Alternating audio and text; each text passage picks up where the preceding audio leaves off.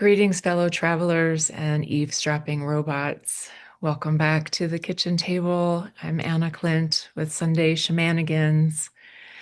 And today I'm going to talk about grief, all the fun things we get to talk about as I get to take you on your very own tour of the dark night of the soul, whether you are in one individually or realizing that humanity is inside of this journey entirely.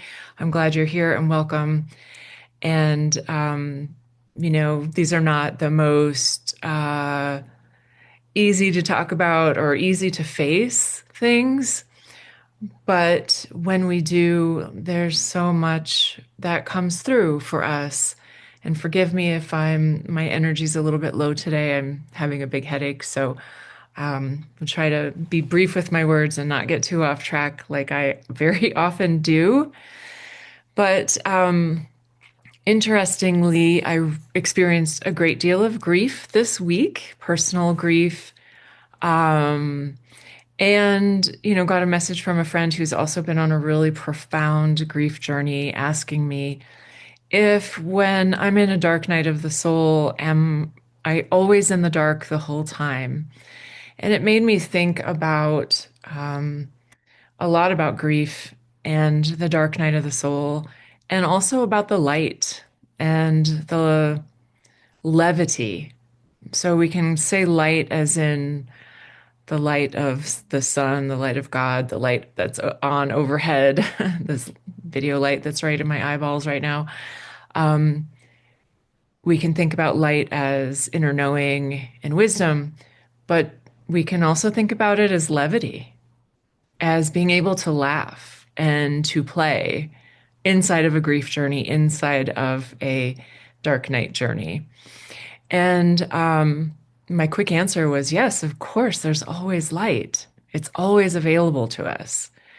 Um, it's always there.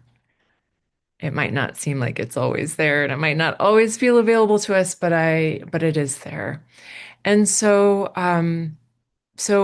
keep that in mind, fellow travelers, that as we continue our descent into this collective dark night, and believe me, I do not feel like we've hit the bottom, and I don't want to sound alarmist or pessimistic, but some very, very big changes are underway, and we don't know what to expect on the other side of that, and we don't know how it's going to roll out.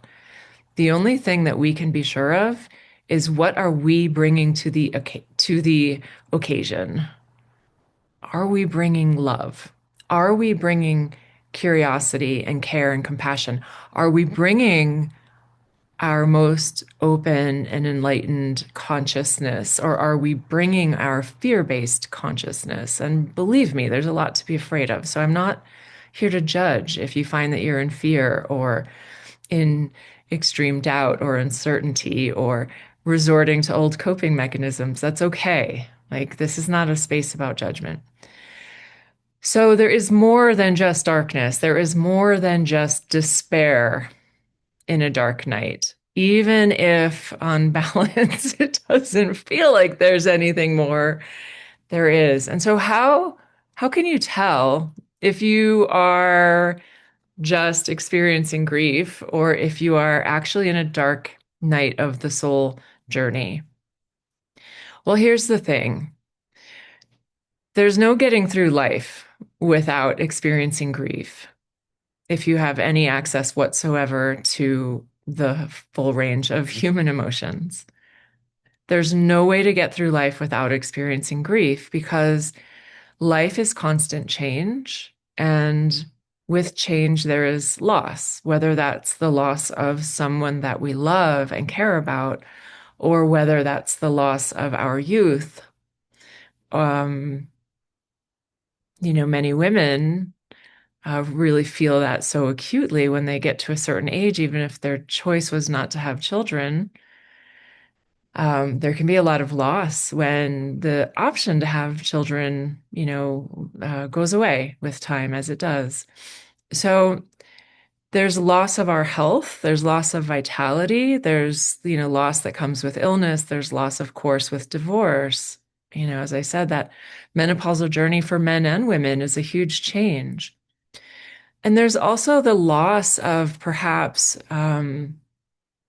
even not perhaps, there's also a loss, most definitely, when it comes to recognizing that what we believed in previously is no longer worthy of our belief and trust. And I think that's what's really a huge part of what's happening right now is I hope many more out there are continuing to wake up to the imbalance of power and the structures that have created the systems that we now live in, and how we have either tacitly or explicitly allowed and encouraged um, these models to flourish because we didn't know any better. And so there's loss there, and that can be grief inducing. And so yes, you can go through a profound grief journey,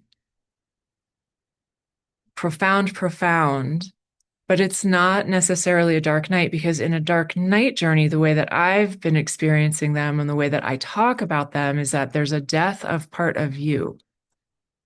Now, you could say that if your husband died, then a part of you did die, and that's really true.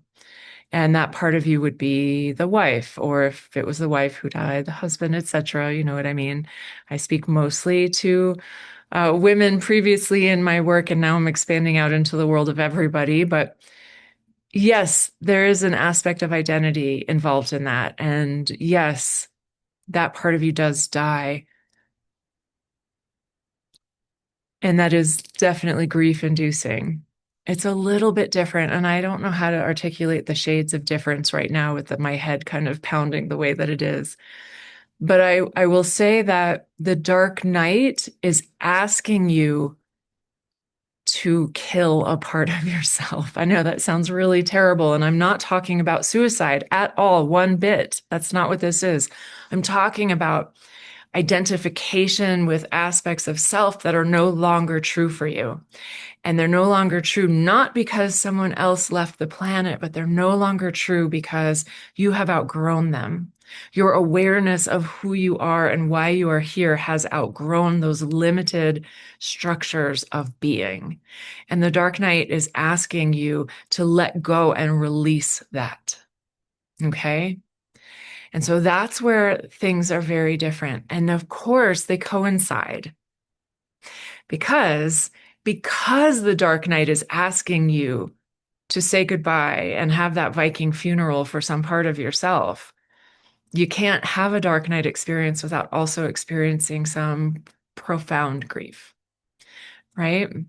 So in this recent Dark Night that I'm coming out of, which has been, coincided with three deeply profound astrological transits that piled up on top of each other, back to back to back and overlapping. It was Neptune squaring my sun conjunct Saturn, when all three of the most important male relationships in my life were completely altered in a 1.5 year period of time. Thanks, Neptune.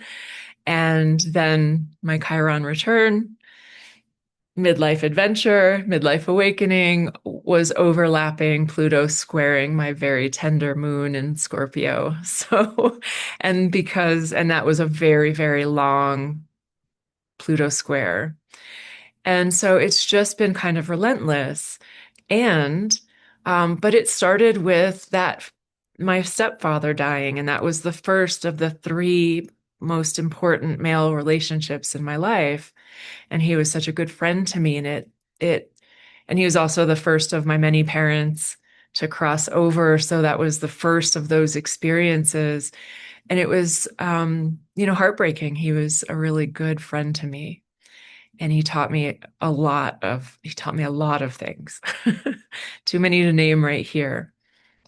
And that grief then set the stage for this deep personal dark night journey, which was also riddled with personal illness and chronic illness coming up to the surface. And, there was so much happening in this one container of time. from 2019 basically till now, where I'm starting to really fully emerge in only the beginning of this year with this new knowingness of actually who am I and what is now being asked of me with this new information, with this new sense of liberation from those old constricted parts of me that I had outgrown. And so, um, to just bring this back around to the collective, because if you're not on a dark night journey individually, you most certainly are on this wild ride with all of us. So, as I have been saying again and again and again, and you can go back and listen and catch some of the old Sunday videos, but we have to have this confrontation, this coming into real awareness of and direct witness of all of these structures that we've participated in, either because we didn't know any better or because we were coerced. So many of these structures are very nearly unavoidable in modern life. And so we have to see this and we have to see the ugliness for what it is. We have to look the monster in the eye. And we have to know that we have all somehow co-created this in some way. And this is not to blame the victim. That's not what this is about. Okay, so, this is about actually seeing the garbage, the bullshit, the extraction, the dehumanization, the war, the rampage, how we have treated the earth. And we have to feel that. That's where this grief can come in part. And then with that deep sense of coming into right relationship with and coming into a deeper alignment with how you want to move in the world with this new information. And then we withdraw our consent as much as we possibly can from those systems that are extractive and dehumanizing and harmful to the planet. And then at the same time, we're also building something new. And that's where the hope lies, is that if we come together, we're untouchable, we're invincible, and we will prevail. And if we come together in love and in consciousness and in community and in a willingness to get past whatever petty differences we think we have from the others around us, I'm going to tell you, so much more unites us than divides us. We have so much more in common with the person that the media and government and big tech algorithms have worked so hard to imbue in us the sense that we're so different. We're irreconcilably different from those other people. It's not true. And when we can come together in love and agree to see each other as humans, we're going to prevail. We're going to build something different. But that's what we're being asked to do right now. And it's hard work. And when you're grieving, you need to take extreme care. Our hearts are tender. So take a moment right now. Just take a moment with me. If it feels good to close your eyes, do so. If it feels good to put a hand or two on your heart, do so. And remember that you are love. And just breathe air, oxygen right into your heart space. And as you do, remember that you are love.